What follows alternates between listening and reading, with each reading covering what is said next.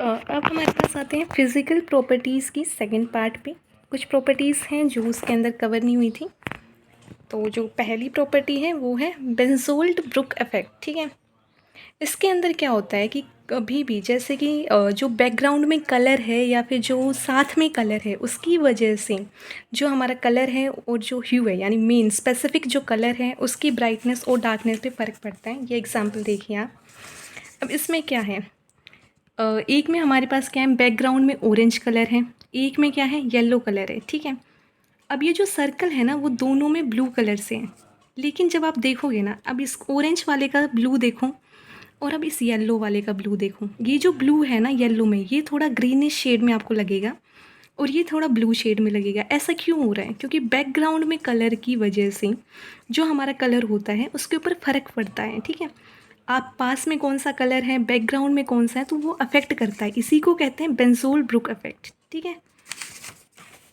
ये यहाँ पे भी वही है, बैकग्राउंड की कलर की वजह से थोड़ा सा हमें फ़र्क दिखाई देता है, ठीक है।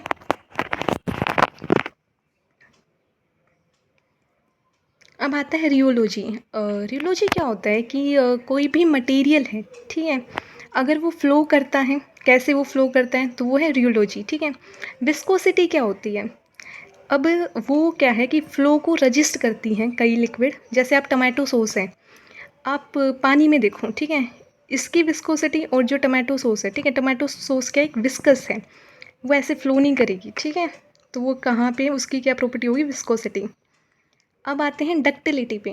डक्टिलिटी क्या होती है? जैसे कि एक कोई भी मटेरियल है और उसके ऊपर जब टेंसाइल लोड लगाया जाता है, टेंसाइल लोड का मतलब होता है जैसे मान लो आप किसी चीज़ को खींचते हैं ना, तो उसकी लेंथ इंक्रीज़ होती है, तो वो होता है टेंसाइल लोड। टेंसाइल का मतलब होता है किसी चीज़ की लेंथ में इंक्रीज़ होना, लेंथ बढ़ना।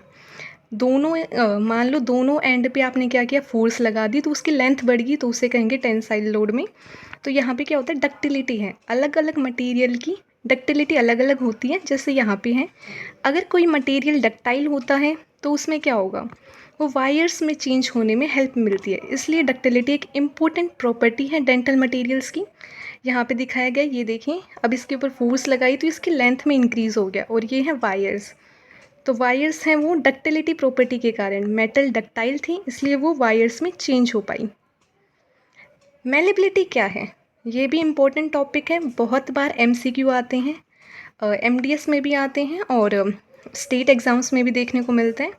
मेलेबिलिटी क्या होती है? अब मान लो कोई भी मेटल है, ठीक है, उसके ऊपर जब कंप्रेसिव लोड लगता है तो वो रप्चर ना हो, टूटे ना और उस लोड को सहन करें, तो क्या होगा, सहन करेंगे। अब जैसे हैमर है, ठीक है, हमने गोल्ड का एक टुकड़ा लिया, गोल्ड मान लो, आयरन मान लो, उसके ऊपर जब हम हैमर से, हथौड़े से जब उसके ऊपर वार करोगे तो उससे क्या होगा, उसकी शेप चेंज हो जाएगी और वो शीट में कन्वर्ट हो जाता है। तो जब कोई चीज़ शीट में कन्वर्ट होती है तो वो उसकी प्रॉपर्टी है मेलेबिलिटी की। अब आती है फ्लेक्सिबिलिटी। फ्लेक्सिबिलिटी का मतलब होता है कि आपने फोर्स लगाई और वो मटेरियल जैसे ही वो फोर्स हटी, अपनी वापस से ओरिजिनल शेप में आ जाना, तो उसे कहेंगे फ्लेक्सिबिलिटी। टफनेस क्या होता है? अब कोई आपको यानी कि कितनी एनर्जी लगानी पड़ेगी एक मटेरियल को फ्रैक्चर करने में, वो है टफनेस। ये पोर्सलिन का दांत है, तो आप पोर्सलिन देखते हो, एक टफ मटेरियल है, इतनी जल्दी से टूटेगा नहीं, काफ़ी ज़्यादा अगर फोर्स लगेगी तभी टूटेगा। तो टफनेस बेसिकली वही है कि कितनी एनर्जी लगेगी उसे तोड़ने के लिए, फ्रैक्चर करने के लिए, वो हमारी है टफनेस है, ठीक है। तो रेजिस्टेंस टू फ्रैक्चर यानी वो फ्रैक्चर नहीं होने देगा अगर कोई मटेरियल टफ है तो। ब्रिटलनेस, ठीक है।